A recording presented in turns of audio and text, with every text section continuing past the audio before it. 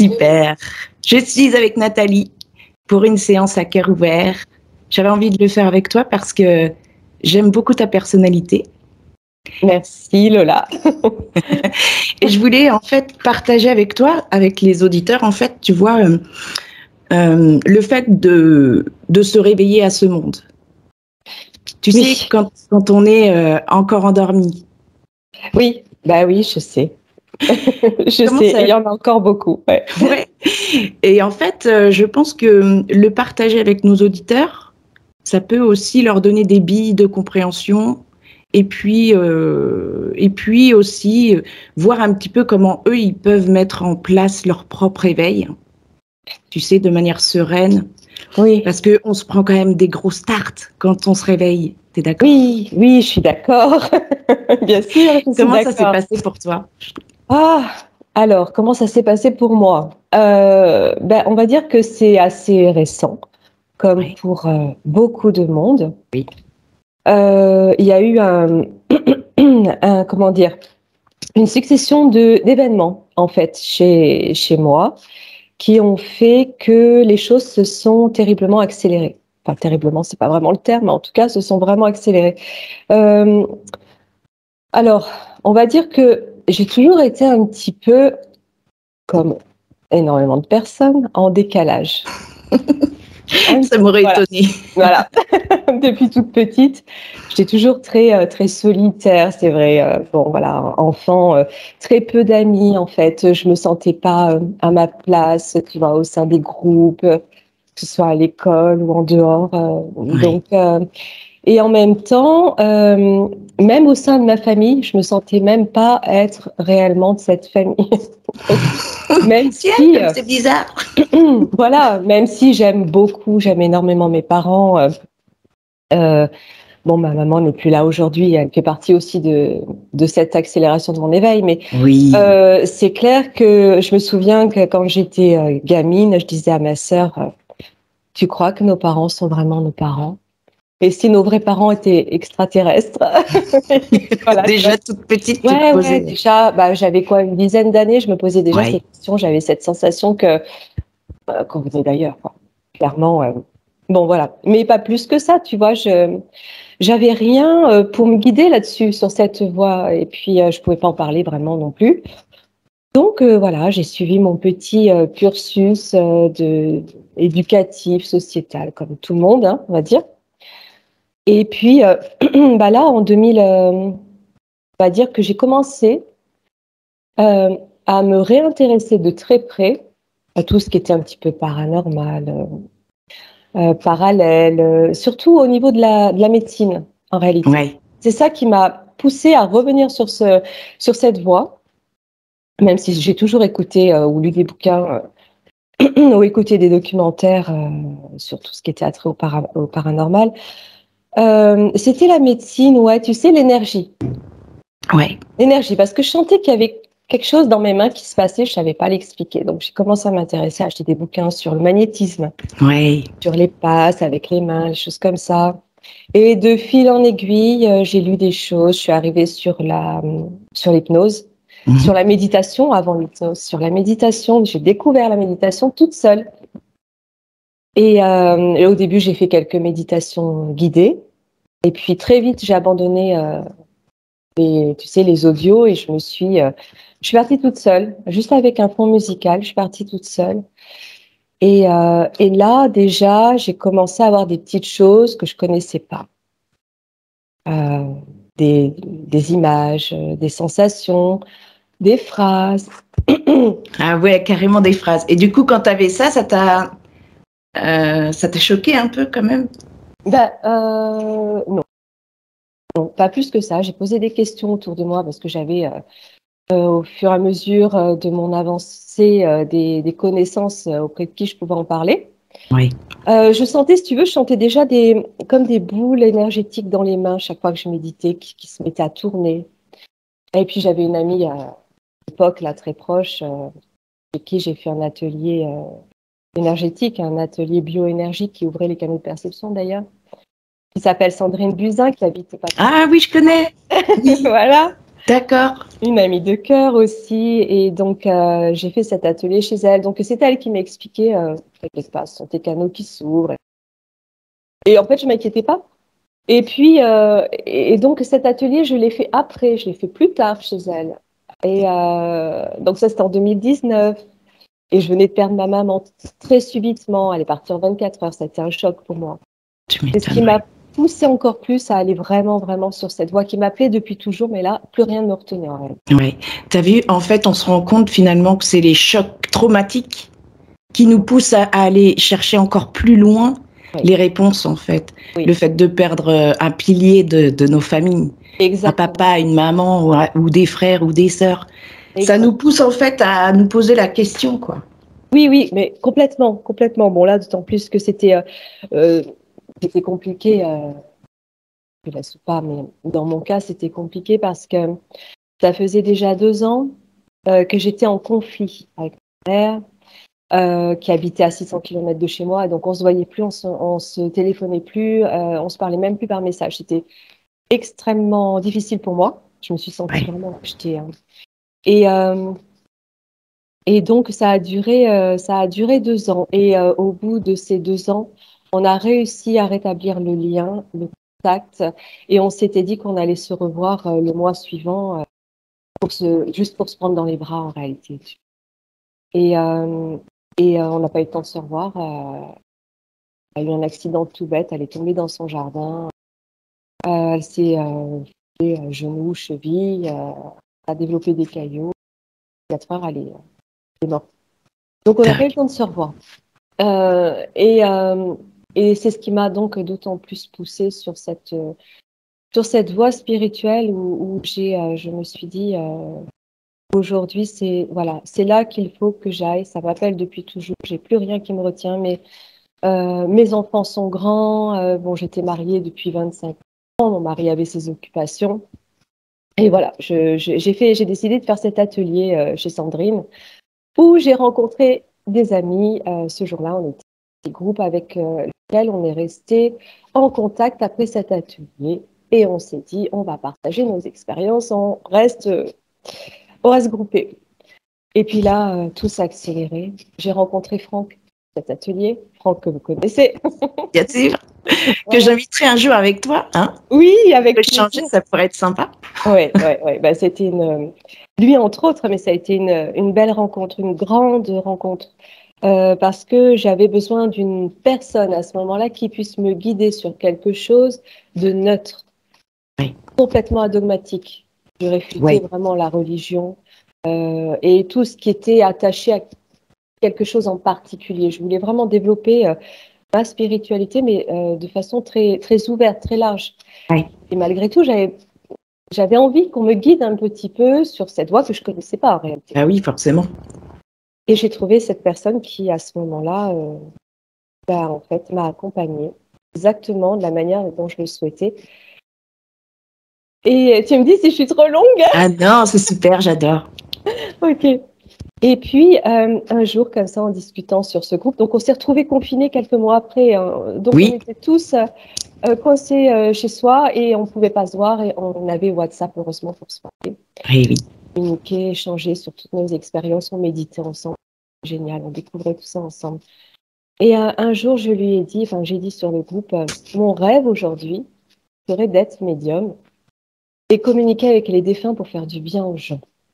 Et c'est parti un petit peu de là. Les choses se sont accélérées. Franck m'a répondu, mais tu l'es déjà. Je me suis dit, oui, bien sûr.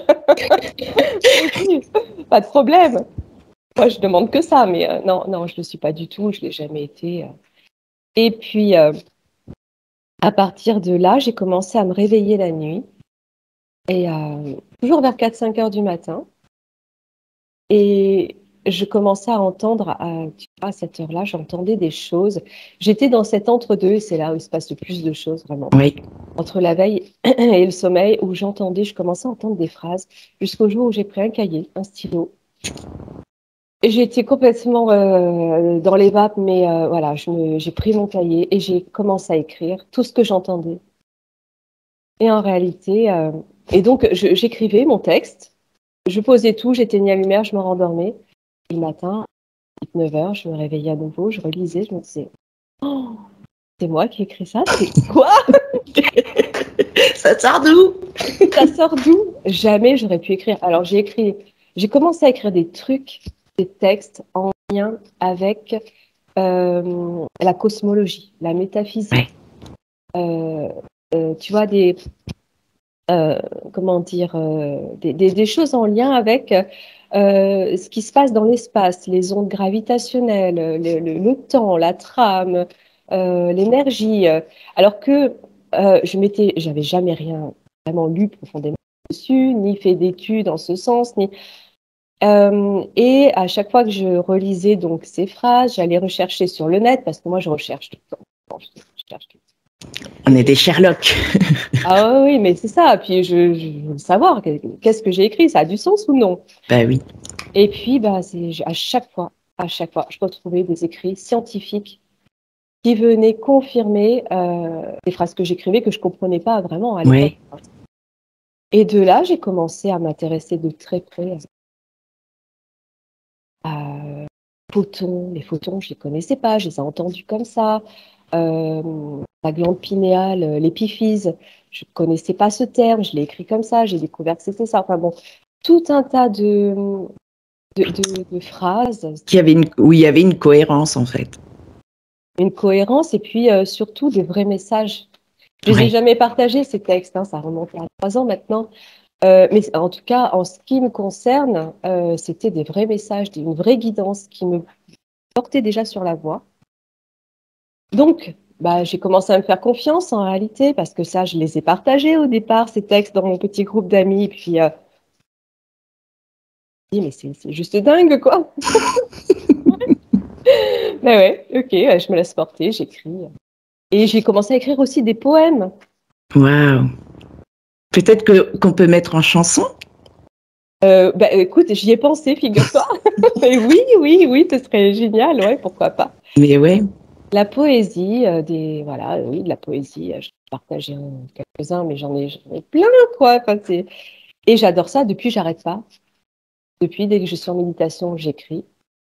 Bon, j'ai plus trop le temps maintenant, enfin, j'essaye de méditer un maximum, mais c'est vrai qu'avec l'hypnose, beaucoup moins de temps. Bah oui. Et là, je tiens à faire passer ce message qu'il est hyper important de savoir se garder du temps. Pour soi. Oui. C'est juste essentiel. Ouais, pas toujours tout donner dehors, quoi. Même si c'est une vraie passion et que j'adore ça, c'est hyper important de revenir. Ah oui, de revenir à soi. À soi et puis à ce qu'on aime faire en dehors de ça. Toi, t'aimes la photo, j'ai vu des magnifiques photos. Oui, c'est ma passion. Avant l'hypnose, avant l'énergétique, avant le spirituel, c'était ma passion et mon métier. Entre autres, mais ouais, c'était devenu aussi mon métier. Et l'hypnose, du coup, quand tu y es venue? L'hypnose, au fil du temps, quand j'ai découvert tout ça, j'ai commencé à faire du soin. Oui. J'ai commencé à faire du soin intuitif. Comme moi au départ, oui. Et voilà. C'est les mêmes cheminements quelque part, hein, c'est les mêmes traumatismes qui t'amènent tu vois, c'est assez percutant et étonnant.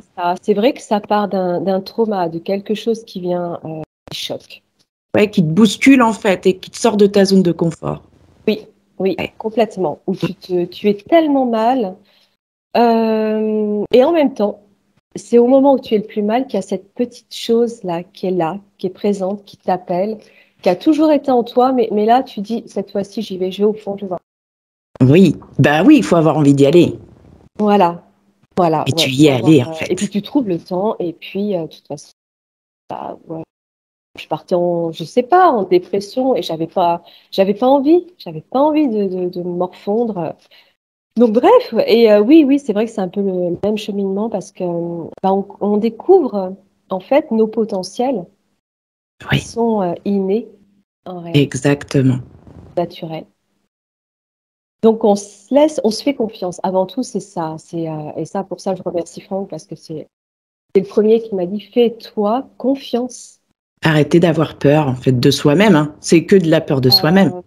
peur. Et puis, de dire qu'on telle personne est médium, mais moi, je ne le serai jamais. Elle a un don que j'aurai jamais. Mais non, en fait, non. Ben si. C'est ouvert à tous. C'est juste, c'est ça, se faire confiance. Et puis après, on apprend, hein. On apprend à détecter les petits trucs tellement subtils qui sont déjà des vrais messages. C'est clair. Et quand tu t'es ouverte à cette réalité, cette nouvelle réalité, fallait tout désapprendre, ce que tu as appris. Ça a été dur, ça? Ou tu avais déjà fait ce chemin, en fait? En fait, non, ça a été assez... Alors, j'ai quand même eu un gros virage, hein, puisque je me suis séparée. Hein. Ouais. C'est ça, en fait, ça fait pas mal de chamboulements, quoi. Oui. Quand tu te rends compte de plein de choses, oui, il y en a qui se disent, bah tiens, je me sens plus en cohérence avec la personne avec qui je vis, ou ça fait tout le contraire. Moi, je sais que, par exemple, pour ma part, ça a été le cas. Donc, au départ, j'avais une petite vie parallèle parce que tu partages pas trop de peur qu'on dise, bah, elle est folle, elle est devenue, ça y est, elle a pété un câble. Oui, donc, je faisais mes petites recherches de mon côté. Tu poses des questions, tu vois, autour de toi pour savoir comment les gens ils ressentent les choses, pour voir si ça colle un petit peu. Quand tu sens que c'est pas en accord, tu fermes ta bouche. C'est ça, exactement. Et en fait, moi, j'ai la sensation que ce Covid, c'est comme un départ pour... nous, ça nous arrivait avant le Covid, mais cette période-là, ça fait 3 ans quand même.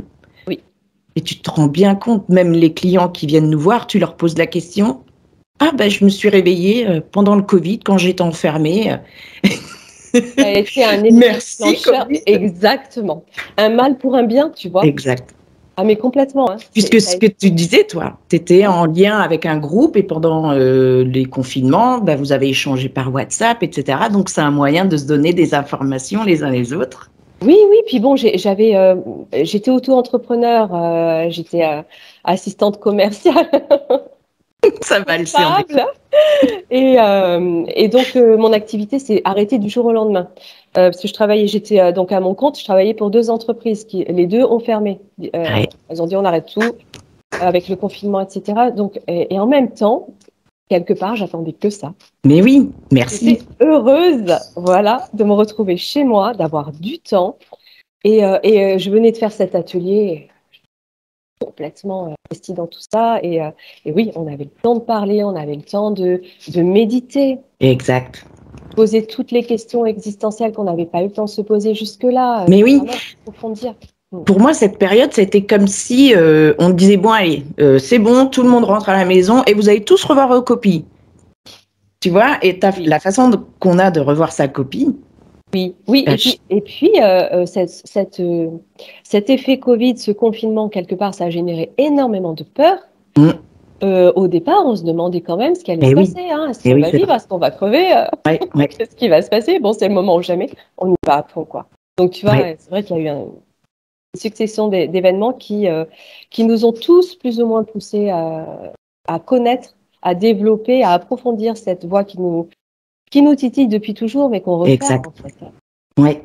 Et en fait, finalement, ça a ouvert les écoutilles à certains, parce que moi, par rapport à avant le Covid, où je faisais mes recherches en discretos, tu vois, pour pas effrayer les gens autour de moi qui se disent que je suis pas devenue folle, quoi.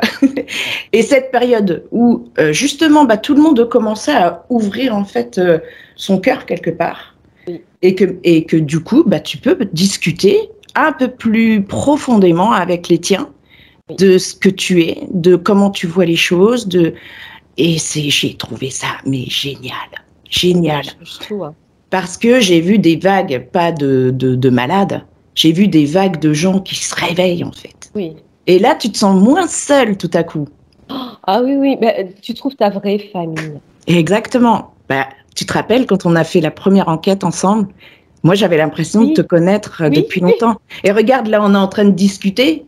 C'est la première fois qu'on discute comme ça toutes les deux, parce qu'on fait partie du collectif, on œuvre ensemble, mais à discuter avec chacun comme ça, c'est vrai, on n'a pas trop le temps. Donc moi, je me suis donné ce temps pour rencontrer tous ceux que j'aime en fait. C'est génial, ton et idée discuter avec eux parce que j'ai envie d'aller plus loin. Et regarde, c'est comme si on se connaissait depuis toujours. Mais oui, il n'y a pas de barrière. Non. Quand on sait que, comment dire, quand on est sur cette voie de développement, de recherche de soi, de retour à soi, on sait qu'on est sur la même voie. Donc, on se comprend. Oui. Au-delà du physique, des conventions, enfin, comment dire, comme toute personne qui ne se connaît pas, la politesse, etc. On met du temps, on attend un peu à se connaître, on prend du temps à se connaître. Là, non, on se connaît en fait, on sait qu'on se connaît. Ouais, on approfondit. Ouais, voilà, c'est ça, on parle le même langage. Exactement. Tu vois, quand je vois par exemple tes enquêtes, etc., tous les échanges que chacun fait sur ses propres recherches, moi j'adore tout ce qui est le volet PSS et tout ça. Moi, j'ai pas le temps d'aller voir, donc le fait que toi tu y ailles, c'est cool, ça permet d'enrichir nos propres recherches de notre côté. Oui, on a chacun nos petites particularités. Et puis en même temps, particularité, j'allais dire, mais en même temps, j'y suis arrivée par hasard. Hein. Ouais, c'est tout. J'ai pas cherché à y arriver. Et là, dernièrement, les dossiers secrets, Roswell, etc., c'est pareil, j'ai pas cherché à y arriver. C'était suite Excellent. Ouais. Mais tu sais, c'est comme si, voilà, c'est comme ton éveil, notre éveil, quand ça arrive, ça va très vite après, effectivement, c'est vrai. Hein. Tout se met en place très vite, tu as plein de choses qui font que, tiens, je vais lâcher ça, même si tu as peur de le lâcher parce que c'est ton gagne-pain, etc. Si, je vais le lâcher parce que peut-être qu'il y a autre chose qui m'attend et j'ai confiance en ce qui m'attend. Exactement, c'est ce que j'allais te dire. Il y a un moment où quand tu trouves cette foi, en réalité, tu as confiance. Tu fais confiance. Et donc, tu te soucies plus du lendemain. Les choses viennent, elles viennent. Quoi qu'il se passe, elles viennent. De toute façon, j'ai fait l'expérience. Hein. Malgré tout, il arrive encore quelquefois qu'on ne se sent pas très bien. Mais oui, ça arrive, bien sûr. Énergie. On peut reperdre confiance. Et ça revient toujours, Mais oui, tout est mis en place pour que le doute soit encore là. Puis il est important quand même, ce doute. Parce que même si dans les sessions, on les enlève, etc., mais il y a des doutes qui sont précieux quand même. Exactement, je suis complètement d'accord avec toi. Oui, tout à fait. Mais oui, c'est ce qui permet de garder son autonomie aussi, de savoir discerner par soi-même. Exact. Ne pas s'accrocher à un enseignement, à un dogme, à telle parole. On dit, on est les premiers à le dire, il n'y a pas de vérité dans ce qu'on dit. Non, il n'y a pas de vérité, il n'y a pas de sauveur. Enfin, tout ça, tu vois, regarde, on passe notre temps à le dire, à le montrer. Ouais. On est des expérienceurs. Mais c'est ça, on est à l'école en fait. Sur cette planète, c'est une planète école, on est là pour apprendre, désapprendre ce qu'on nous a mis dans le crâne, etc. Et ce que je trouve génial aussi, ces derniers temps, c'est les sessions clients. Tu sais que les clients qui viennent vers toi, il y a un truc qui fait que, déjà, il y a l'affinité, eux, ils vont chercher, etc. Par affinité, ils vont choisir telle équipe. Mais c'est marrant parce que quand tu rencontres les clients, déjà, rien que tu les appelles, tu te dis, tiens, c'est marrant, j'ai déjà vu quelque part. Non, bon. Et puis, en fait, en cherchant dans la session, finalement, si, on se connaît, quoi. Ouais, très souvent. Hein. Ouais. C'est dingo, quoi, en ce moment. C'est souvent ça, en ce moment. On se connaît, on se reconnaît, ou alors, une fois que la connexion est faite, on sait qu'on va rester connecté, que la reliance est faite et qu'on ne se perdra plus, en réalité. Exactement. Mais je crois que c'est le moment, hein. On est dans une période de reconnexion à soi, mais aussi avec la famille, quoi. Le collectif, c'est ça. C'est vraiment le collectif. Et c'est ce maillage, hein, cette toile cosmique qui revit. On est là pour la faire revivre, dégager cette matrice artificielle et ses places à la naturelle, et puis retrouver ce champ de fréquence qui nous correspond. Ouais. Ceux qui ne veulent pas venir, ils ne viennent pas, c'est pas grave. C'est ça. Moi, j'ai arrêté ça de... C'est vrai qu'au début, quand tu fais toutes ces découvertes-là, tu as envie de le crier sur le toit, quoi. Réveillez-vous, en fait, c'est pas comme ça que ça se passe. Non, tu vois. Et en fait, moi, je sais, au départ, j'ai fait plein d'erreurs comme ça, de vouloir réveiller les gens contre leur gré. Et du coup, dès le retour de bâton, il est sévère aussi, quoi. Ouais, ça les renferme encore plus. Hein. Exactement. Jusqu'au moment où tu entends cette voix en toi qui te dit « Arrête, quoi. » Tu tends la main, ok. Tu tends la main, on te la prend, ok. On te la prend pas, laisse tomber. Ouais, C'est pas grave. Tout à Il fait. fera son chemin. Voilà, c'est ça, c'est chacun à son rythme. Je pense que, sincèrement, hein, il y a 5 ans, je serais tombée sur ces vidéos d'hypnose régressive quantique. Il y a 5 ans, j'étais derrière mon bureau. Bon, même si, quand même, j'ai Oui, on est. ce truc, Oui. mais j'avais pas suffisamment cheminé pour l'entendre, pour le comprendre. Et j'aurais refermé le truc, quoi. C'est clair. J'aurais pris peur, même, je pense. Mais oui, c'est quoi ces dingos là? Ouais, c'est clair. Mais ouais, tu vois, comme avec ma petite sœur, quand je vois comment elle est aujourd'hui, télépathe, etc. Elle est excellente télépathe d'ailleurs, comme toi. Martina? Ouais. Eh oui. Et en fait, quand je la vois dans la vraie vie, enfin dans la matière, elle voit une bestiole, c'est Oh, et tu la purée. vois dans les terres, en fait, c'est une guerrière, quoi. Ouais, C'est oui, dingue, oui, oui, j'adore. mais oui. Mais c'est ça, mais on est encore humain, hein. C'est clair que Mais ici, oui, on vit dans voilà, la on fait 3D ce quand qu'on même. est, on a nos trouilles, on a pareil, hein. Moi, tu me mets face à une grosse araignée. Ah Bon, oui. même si quand même j'ai progressé là-dessus, Oui, moi aussi. j'ai plus peur des abeilles ni des guêpes, parce que là, je partais en courant aussi, hein. J'ai Ouais. juste les frelons. Et bon, les araignées, j'ai un peu de mal encore. J'ai mon fils le plus jeune, il a un lien avec les araignées, c'est un truc de dingue. Il est fait des très grosses, hein. Il les prend, elles se baladent sur lui, et puis, mais tu vois qu'il communique avec. Ben oui, Et je lui après, dis si ça, t'as il le dit, mais feeling, non. Ah ouais, il a le feeling, il prend soin d'elle, c'est magnifique à c'est regarder. incroyable, hein. Ouais, Ce c'est qu'on est ça, capable de faire, c'est la peur. Ouais. de changer, etc. Alors, qu'est-ce que tu donnerais, toi, comme conseil pour finir, justement, à ces personnes qui s'éveillent et qui sont perdues, quoi? Personnes qui s'éveillent, qui sont perdues. Ouais, il y en a beaucoup, c'est vrai. Il y en a beaucoup qui nous demandent, qui nous écrivent, qui nous demandent un conseil, ou qui se cherchent. De faire confiance. Ouais, Garder confiance c'est déjà. le leitmotiv. Et se faire confiance. Rester le plus autonome possible. Ne dépendre de personne. Être accompagné, oui. Ça fait toujours du bien d'être accompagné, d'être Ah oui, on a conseillé. besoin des autres aussi pour avancer.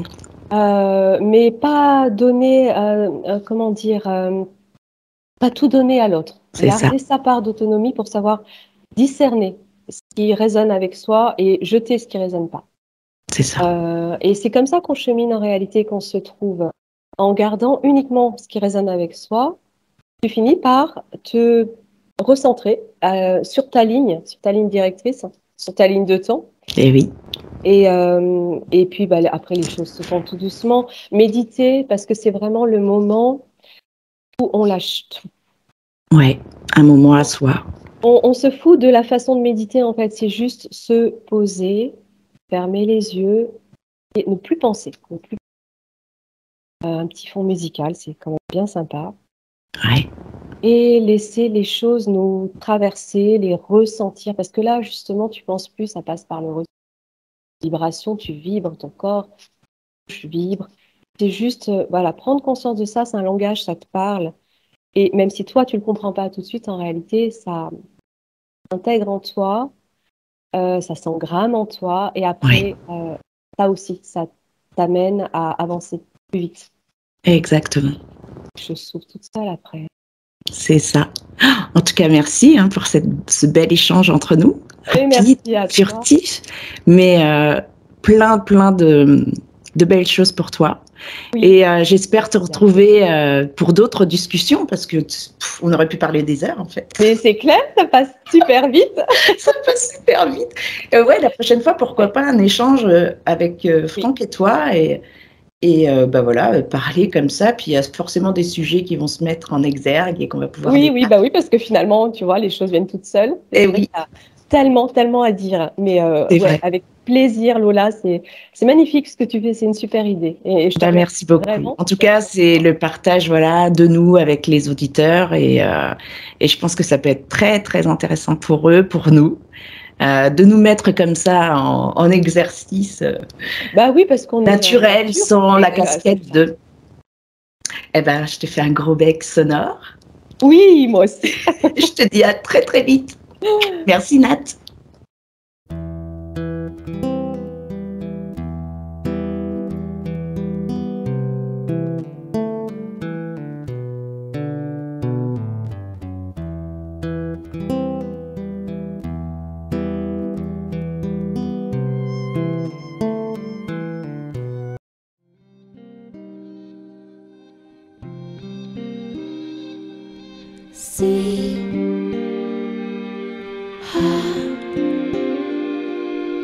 toi, si très Lucie.